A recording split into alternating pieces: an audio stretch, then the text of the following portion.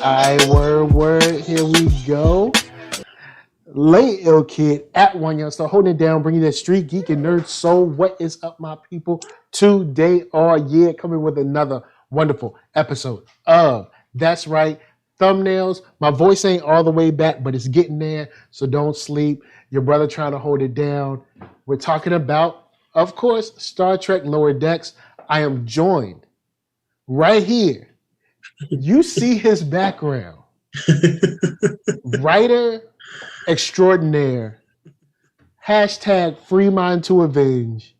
But don't sleep. He has other stuff like Route 9 and stuff. Look, dude got skills. I present to you your man, Robert Jeffrey. Thank you for the setup. Before we start, I just want to make sure: are we recording? Because I'm used to that button being popped up where it says Oh record. yeah. Nah. We live. Oh, okay. Oh, snap. Okay, let me let's go. we live in these streets. Let's clean up the language. But yeah. You can tell how not technologically savvy I am, and I love Star Trek, which is weird. Yeah. Thanks for the introduction. I'm happy to be here. Anytime to talk about Star Trek. Yes. It was an awesome occasion. Like So. I wanted to try to like get you with the double dip today, but I was like, I know he's busy. I know he got things to do. But guys, tonight we will be talking about Star Trek Discovery because that's out now too. It's back. It's super hot. But we talked about the trailer of Star Trek Lower Decks when it dropped. Yep. You know, we felt the way we felt. Mm-hmm. I was like, man, I don't know. This ain't really what I was expecting. This wasn't really what I was looking for. And I know you were seemed to be a little bit on the more optimistic side than I was. Now that you've seen the whole season, how do you feel about Star Trek Lower Decks? I enjoyed it. You know, I enjoyed it much more than I'd expected. You know, sometimes some of the jokes didn't land, you know, as hard for me as I thought that they would, but I mean, but that was like 20%, let's say 10 to 20%. Outside of that, like maybe 90% of the show I was laughing my butt off. Um it it was surprisingly good. And I'm just I don't want to say that I was just expecting something just horrible, but this is different, you know, for Trek. Yeah. You know, there's Very always different for been Trek.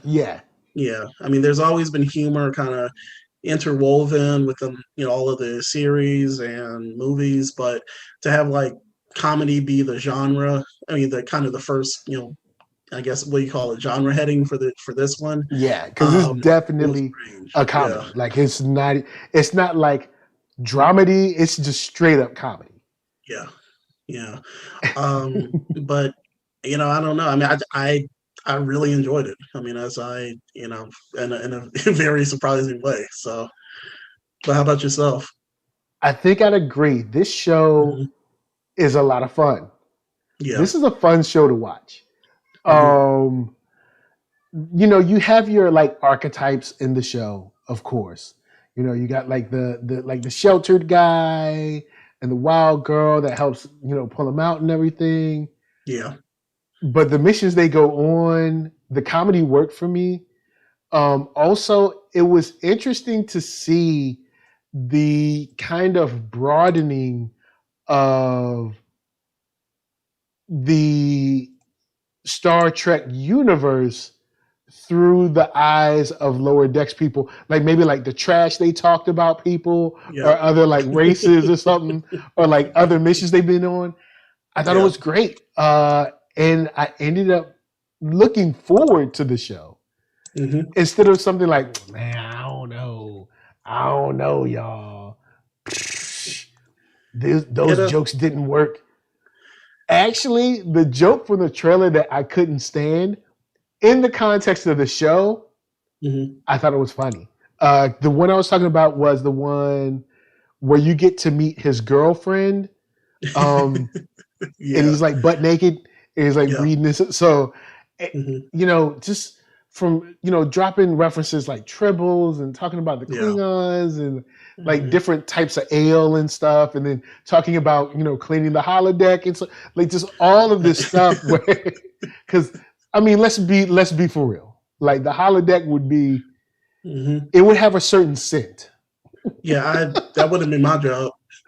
I'd be like, I would be the ensign, I don't know, on the bridge. I would be Harry Kim for 7 years. Notice Harry Kim never had to go clean the holodeck. So he was just he was just chilling. Yeah, he was chilling. He's like, I'm not Lower Decks. So, but go ahead. No, finish up what you're saying, man. Just seeing their kind of day to day become its own spectacle was a lot of fun, and I didn't expect to be able or them to be able to make a whole show out of like these people in the lower deck. So I was like, it seemed more of something that would have been a funny skit, but trying to make a whole show. But now I like these characters. And yes, I understand these characters are types. And they're not super three-dimensional. But for the animation helps you get past that. Like animation kind of allows you to kind of like drop your defenses in a lot of ways. And just have fun. And I laughed a lot. I enjoyed the stories. You know, whether it was dealing with like the finale with seeing Riker come in, the episode the Cupid's arrow or whatever, the one with his girlfriend, because then you saw like the dude she was with on her like ship was all strong and buff, and just like these funny, almost kind of like an Office vibe with these characters. But then like messing up missions, like where you supposed to be going and like taking supplies or something, and then an old girl is like selling supplies in the back. I ended up having a lot of fun. But go ahead. Yeah. So the things that kind of worked for me, first was the Easter eggs. And there was a lot of stuff that they were doing deep dives on certain episodes, and stuff that I wasn't even aware of in it. But it never seemed like it was done in such a way that it was pandering, and I like that. But also I feel that a large part, one of the reasons that they did that was, they needed to, and I hate to put it like this because I didn't necessarily need this, but I think that there was a certain demographic of fans who were ready to hate the show, who were just like, we need to know that y'all are on your ish, when it comes to your knowledge of Star Trek. And also, the other side of that is, I think the showrunner, I can't remember his name, but the writers, people behind the scenes, I think that they love this stuff. So, when I'm trying to think of the main character, Beckett Mariner, when she started name dropping Chief O'Brien, I was like, whoa, this is pretty awesome, things like that. And there was even that little device in the last episode, which basically said, deuces, I don't care about humanity, and just transported off the ship. That was from, if I remember correctly, that was from Star Trek: The Next Generation. So so that was the thing. Like when I saw that in a trailer and they had dressed it up in like a medical officer's uniform, I was just like, y'all are doing some deep cuts. But it was never at a disservice of the story that they were trying to tell. The other thing that I kind of enjoyed that they got back to, and I don't mind how stories are told now, but these were episodic. Everyone was standalone, and it wasn't in like a large, story. So once again, this is something that Trek fans apparently some Trek fans have been upset about, because they feel that Discovery is too serialized with its storytelling. And it's just like, well, here's your episodic storytelling. We will give you a standalone story that you can come in, watch, and then just leave. So they were, hitting a bunch of marks, in addition to being like, the first kind of outright comedic take on Star Trek within the canon. And as far as I'm concerned, they did really well. And I think the last thing that really stood out is that you have this strong, even though it was adversarial, but you have this relationship between Mariner and her mom. I think she has a different last name, Carol Freeman. So, and the only other time that I've seen that was in Discovery. So you have two women kind of science-based, Black women in science-based careers. One is, one is an ensign who should be a captain. Mariner should be a captain. That's just that's where it's at.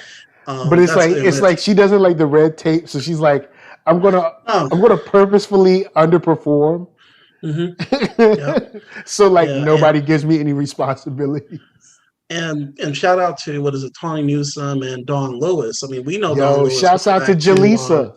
You know what yeah, I'm saying? yeah, exactly. And when there are times when she's doing that captain shtick, you know, definitely everybody is falling into these roles. But like in the last episode, you see that she realizes that her daughter is just as capable as she is, you know, with leading the command, and being in command. So that's another thing. I did not expect within 2 years to get like a mother-daughter relationship black, you know, with black women, which was awesome, you know. So And then even when they talked about, they made a mention of the father where they're like, "Oh, you're Federation royalty," and yeah, she's like, "Shut exactly. up, shut up." When is the first when have you ever heard that in Star Trek, you know, like, you know, as Yeah, far yeah. as I mean, there are Like, characters who what do you say? have Her dad's an admiral, I think. he's an admiral. Yeah, he Yeah. was. I think he was back in that first episode. And the other thing that they finally gave me, which I've always wanted, is zombies in space. So, you know, the Federation Yeah. fighting zombies. So in that first episode, I almost fell out. I was just like, wait, what? This is great. But yeah, I was beyond impressed, you know, by the series. And I think that last episode was actually it got pretty epic. Like when Riker, and that's I can kind Yeah. of gush about this all day, but that's the first official time that they've shown his ship on screen. The Titan, the USS Titan. Yeah, normally it was only in novels and comic books, but this is the first Ah. on-screen appearance of Okay. that ship and him at command. So, and I know that this takes place between now and Picard. You know, so there's a Yeah. bunch of time that they can play around with and bring in more cameos. So, Nice. Nice. All right. So I wanted to call out a couple of people that I thought yeah, were interesting. Um, what's the character's name? Jillian Vigman plays Tiana. yeah, Or and you know, she's a doctor. yeah, She's a cat. right. And it's funny, she's a cat and they use cat humor like hmm just enough, hmm but not to the point where they oversell it. Yeah, But like every time she's in the room, you're like, oh yeah, she's a cat. Like this is random. yeah, Made a couple of adult jokes with her, and I was like, whoa, okay. I and ended up being kind of like that great attitude to break things up. hmm Where yes, she's a type, and yes, she's a Star Trek type, but it still works extremely well yeah, in it. And then before I get to like MVP status, hmm um, Jack Ransom.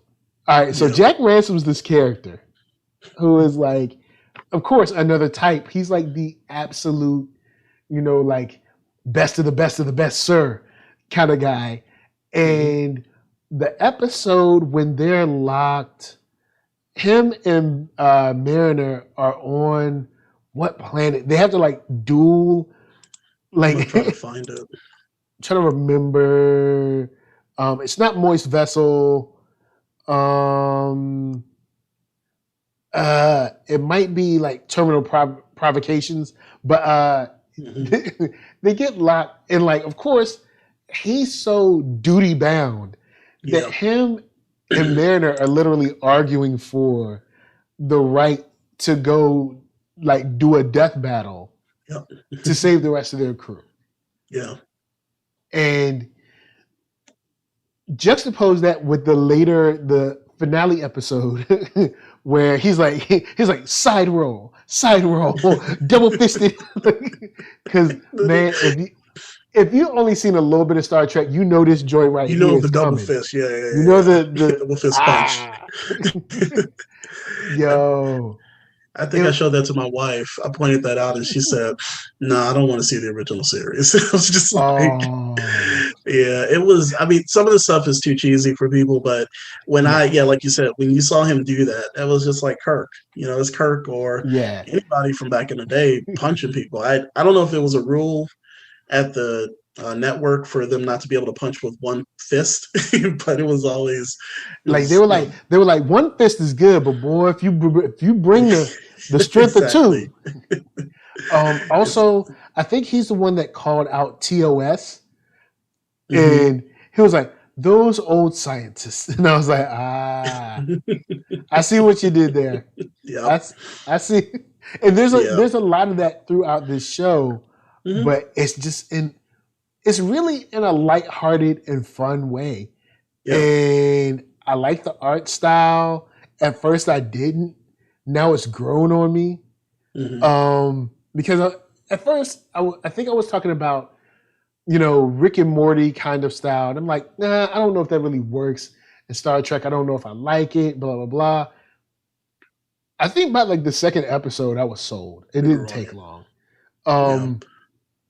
And this is a series that I could easily go back through and watch again because it's one of those kind of like relaxing watches where it's not high, you're not high strung, and it's not like the craziest stakes. It's just, it's just a fun show.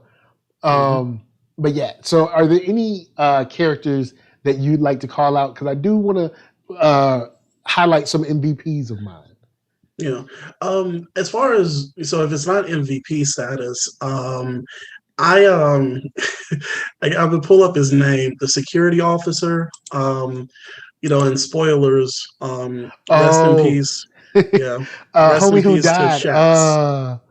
What's his name? Shax. Shax. Oh yeah, Shax. Yeah, Fred. I think voiced by Fred Tatasciore.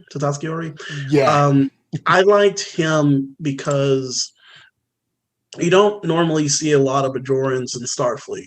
I think the only other example who was actually just a Starfleet officer throughout was Ro. I think her last name was Lauren, but she was in the Next Generation, and then you do have Kira Nerys, who is a Bajoran officer who works with Benjamin Sisko, but she's not Starfleet.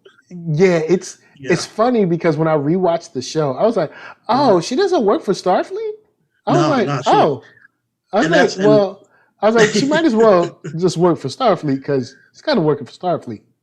And I like that. I like that about her because she was still representing the Bajoran interest. But when I saw that he was a tactical officer, and in my mind, I'm like, was he a Bajoran freedom fighter? Was he like a straight up terrorist? And all that. My mind starts kind of racing, with that. But he was always, that. He was a tactical officer. He was always hiding. He was always shooting people, punching, and I liked him a lot. Also, and always yelling at somebody. Yep. And the other, we already mentioned. Well, I'll come back to her as a MVP, and then Devana Tendi, the Orion. She's cool. Yeah, she was cool. So those are two that were kind of standout, let's say, secondary MVPs for me. Yeah, in my notes, I had her written down as like the Miss Marvel of the show. Yeah, because she's Kamala Khan. That's awesome. Yeah, she's very, excited. She's happy. I think she might have been angry like once in the show, but for the most part, she's like mad, excited and happy. And apparently has mad ninja skills. Yeah, wait, what did they say? When they went on the mission, and that was one of my favorite episodes. But she was like, "Oh well, I thought she was just going to control the transporter or whatever," and she had laid waste to everybody on all the bad guys. Shouts out to Blurtish. What up? Keith in the house. Nice to see you. But yeah, so MVP time. For you, who's the MVP of the show? You know what I'm saying? Who brought it home for you? Mariner and Freeman.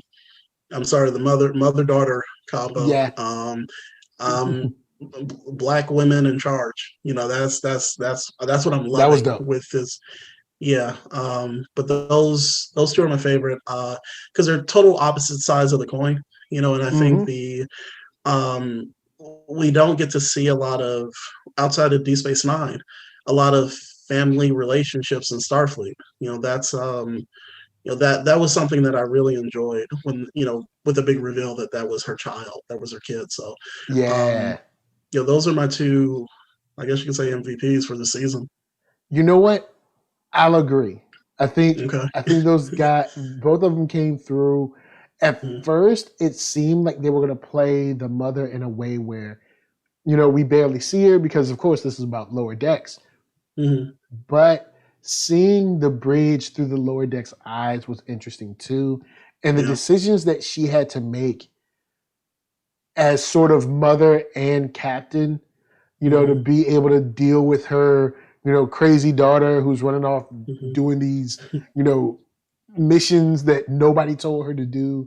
Like, like we went down to this planet, told and the robot, what's the name of the robot? The computer that like took over the planet or whatever. And it was like, I don't know, Lorix or whatever. Whatever his name is. But them, her being like, okay, we can leave. And they're like, no, there's somebody still on the planet. And she's like, what? And like looks back, like, here, art supplies. Like just tossing the stuff around. It's like, what? And then even stuff when Mariner brought out the broke out like the different weapons and stuff. And she's like, hiding this on my ship all this time. She had stashes all around. And then she was like, oh yeah, Riker has all the cool stuff. And then you saw Troy like, excuse me? Yep. So it was just interesting seeing those two operate, and voice acting wise, the way you kind of got a good feel of this strained but loving, mother-daughter relationship. And, now that Boimler is on another ship, I'm interested to see where this goes, because I'm pretty sure he's going to come back. But he got his little dot though. Got his little dot. You know what I'm saying? So is he lieutenant now? Because I think that's the next rank up, and I know people are going. Yeah, they're going to question my Star Trek knowledge or whatever. But me, I just like to watch it. I don't know about the particular details. I just enjoy watching. Yeah. Picard, I'm still on the fence with. We'll see how that goes. But Deep Space Nine, I love it. Star Trek Discovery, I love it. Picard, we still gonna wait and see. You're going through growing pains with Picard. Yeah, because I mean, I'm still like, hold up. What about the fact that there was a sleeper agent terrorist inside a Federation for who knows how many years? Yeah. Like, are we gonna deal with it? Is someone gonna like arrest her? What are we gonna do? Are we gonna do any type of investigations? Like, nah, don't worry about all that. Look, we don't worry about all that. All right, we on a planet. We on another planet. Don't even worry about Earth. Just let it go. Just let it go. Just let it slide. I think she's back with the Romulans now, so the Federation is going to be like, let's just roll on. We don't need to worry about that anymore. Take that L. Like, ain't even no need. Just let it slide. But what was funny about that is, and this is a side tangent, people acted like the Federation has never been evil before. There are many instances. There are many instances of there being bad elements within the Federation. So I never understood that criticism of like Picard. And in that case, she was just a sleeper agent. I mean, but I was expecting something like, like the top brass to be like, all right, we need to shut down this department or this division and arrest people and, put people in that little room, do some interrogating, maybe get some Jack Bauer, what I'm saying? Find out where the rest of these moles are. Damn it! He just is like, where's the bomb? No, Where's the bomb? Where's the bomb? damn it, and every commercial before a commercial. But when did he go to the bathroom?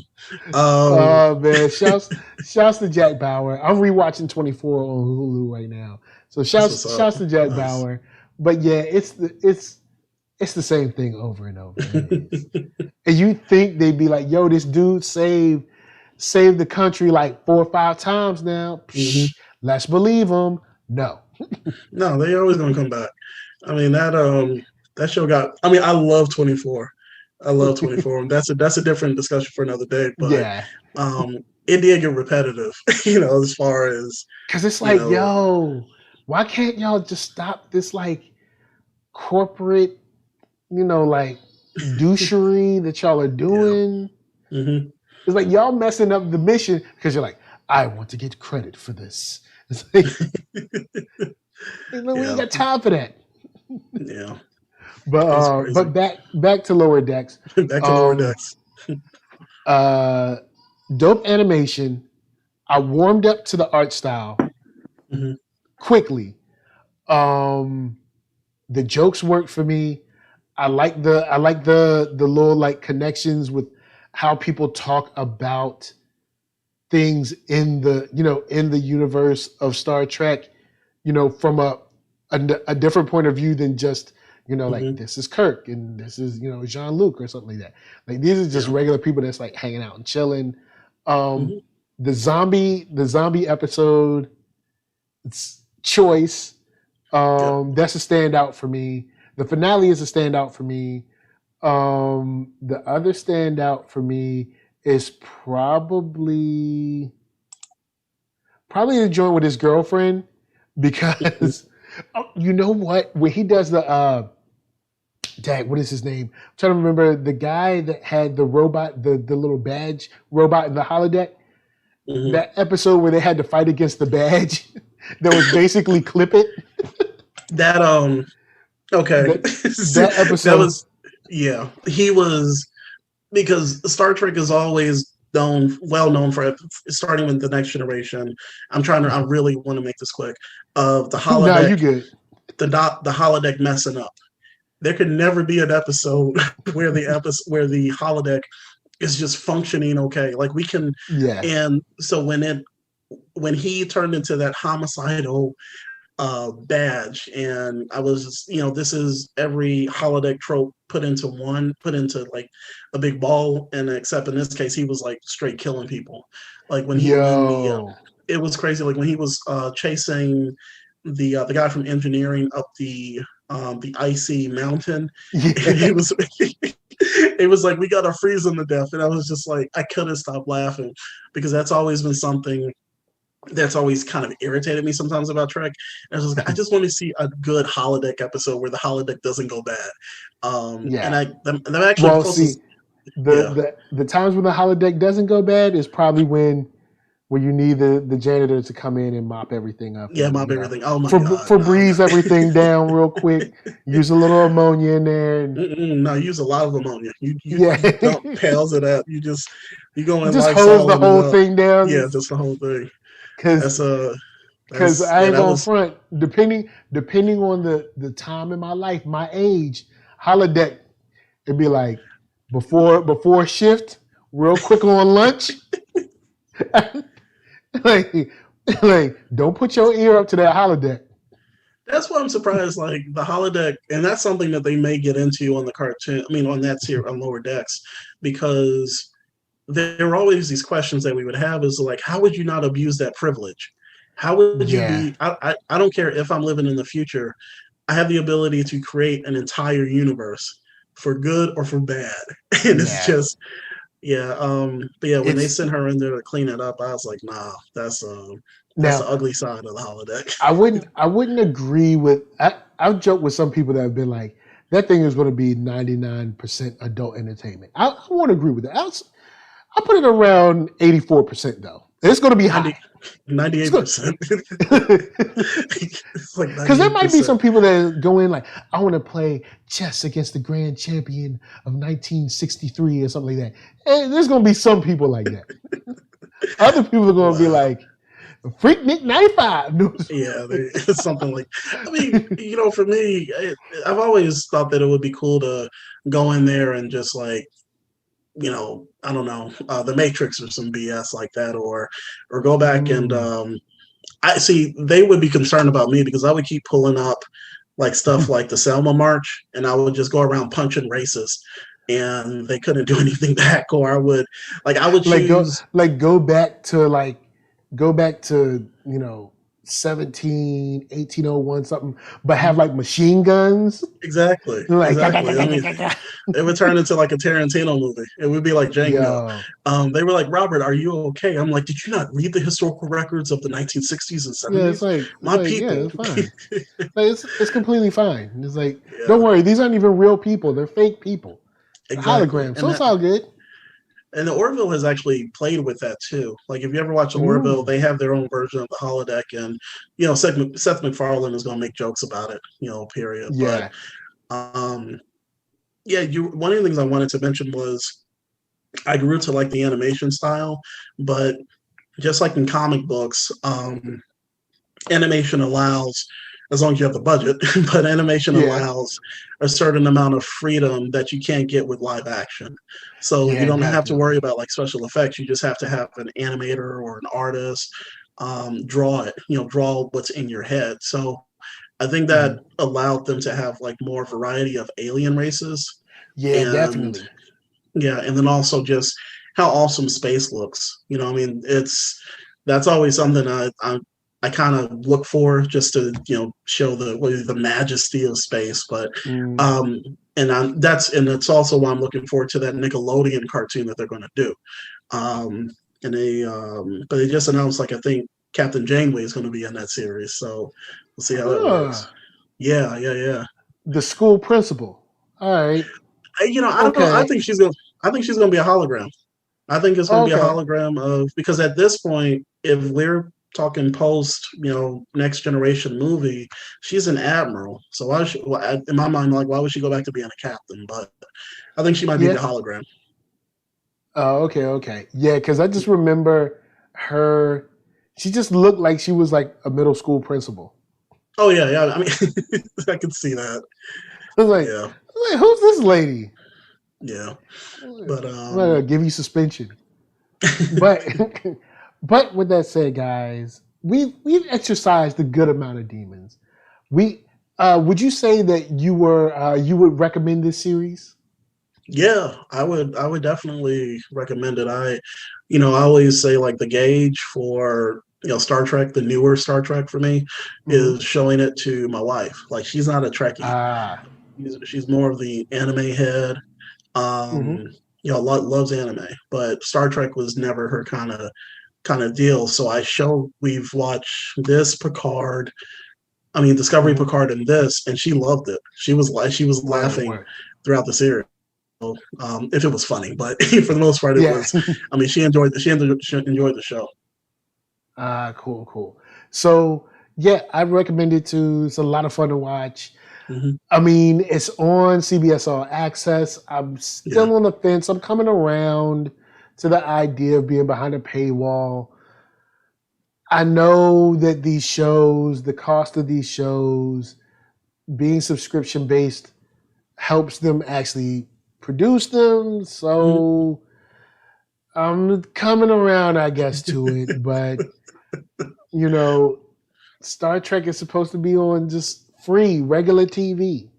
Well, I mean, I guess it's still not free. You got to buy cable, but you know what I'm saying. But I'm coming around to it. I like the show.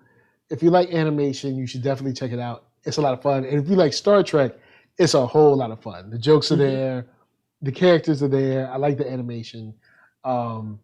It really is a lot better than I thought it would be. I thought I was going to hate this. I thought it was going to be corny, and I'm excited about it. I really am. So, shouts out to the chat. We got, of course, homie Butter this shit up in the chat. Your boy Keith. Shouts out to Mark Dub, part man, part thug. And, of course, right here, Robert Jeffrey, writing extraordinaire. Let them know what you're working on if you can. and where they can find your stuff. Okay, so we have it's actually kind of Star Trek inspired. Next week we will launch the Kickstarter for a series called Armistice. And basically Armistice is a story about two kid space explorers. And the cool thing is the comic book that we're writing is an offshoot of a video game app, video called of the same name. So we're actually doing kind of licensed work, which is pretty cool. But the Kickstarter is going to be for the augmented reality video game and the comic book. And the cool thing about the game and both the comic is that it's a STEM inspired work for young adults. So for ages, for grades 6th to 8th grade. And the really cool thing about this is the first piece of client work that Subsume Media has been a part of. Nice. Yeah, so Subsume Media is Dedrin Sneed, Marco Lopez. I always say Eisner-winning Marco Lopez, Dedrin Sneed of Sorghum and Spear, and they put together a transmedia company where we could, tell these types of stories and also bring in client work. We also have some projects coming down the line that we will announce at Subsume Summit, which is kind of our, let's say, image convention. Yeah. Nice. Let's see. Yeah, we're trying to do it. I'm in the middle of working on some other stuff for some other clients, and hopefully we can talk about that later on. But the only thing that I have right now that outside of the Armistice is there's another project called Kamikaze Short Circuits. And that was a story for an anthology that I did with Takia Marie. And we've been on the show before too. I mean, on your show before. So that is coming out soon. And other stuff I can't talk about. So, but one thing I will say is definitely check out Subsume Summit next weekend, because a lot of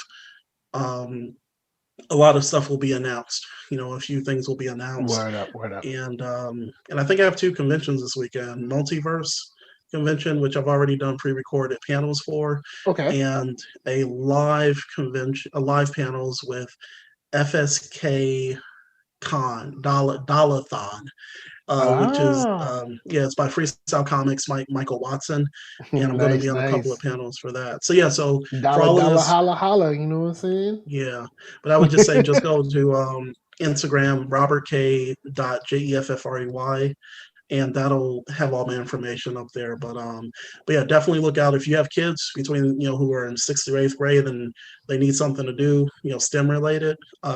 Definitely pledge to the Kickstarter that we have coming up on I think it's next Wednesday. Nice. That's what's up. Well, guys, of course, shouts out to the chat once again. Keith from Blurnish, a couple of other people lurking, and of course NERDSoul. Facebook, Instagram, Twitter, all in places. YouTube is the hub. So hit that thumbs up if you like what you're seeing. Hit the thumbs down. If you hit that thumbs down, I'm gonna send the Klingons after you. And they're just not a happy people in general. No, they're not. Podcast if you want to listen. Even though your girl Arel put it on Ash, though, she put it on him. You know what I'm saying? She was like, remember Laurel or whatever? She put it on Ash, put that love thing on him. She was like, look, she was like, I'm angry, but don't sleep though. So podcast if you want to listen, Spotify for music. And speaking of music, we got Arcatron to take you guys out, ARCKATRON.com. That's right. The Space Bridge in stores now. Go check it out. It's worth your time. So don't sleep. So I guess with that said, from us to you, you know what I'm saying? Get your Star Trek Lower Decks on. It's worth your time. And peace. Yeah. We out, y'all. Yeah.